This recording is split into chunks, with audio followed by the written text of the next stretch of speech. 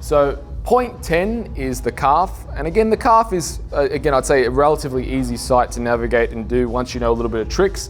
But again, a lot of people do this one wrong and end up hurting the client. So this is the easiest way to do it that I find is get the client to straighten their knee and put all your weight on this leg. So this leg comes a little bit further out. So now I get direct access to the calf. So what you want to do here is I like to palpate and find basically where the calf and the tibia meet. So, or where essentially the bony part of the tibia, or where that finishes. So not the direct front, but the end of it. So there I've got my thumb in where the start of the calf is in terms of a sideward plane, and the end, which is here. So I can grab that, I can palpate, and I can see the head of the muscle belly when I do that. And the head of the muscle belly is here. Again, there are ways you can do to measure this using a tape measure, although for me I find it just easier because I've done this for so long that I can see when I palpate the biggest muscle belly for Jade is right here.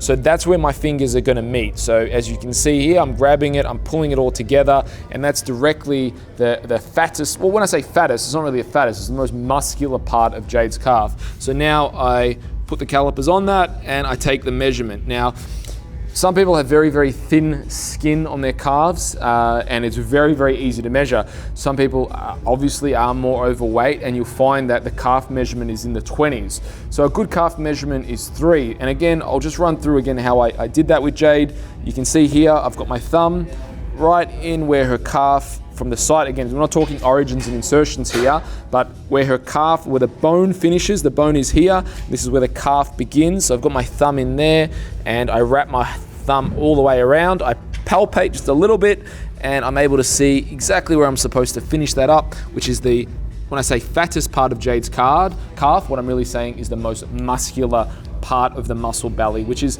usually directly in between halfway between her calf.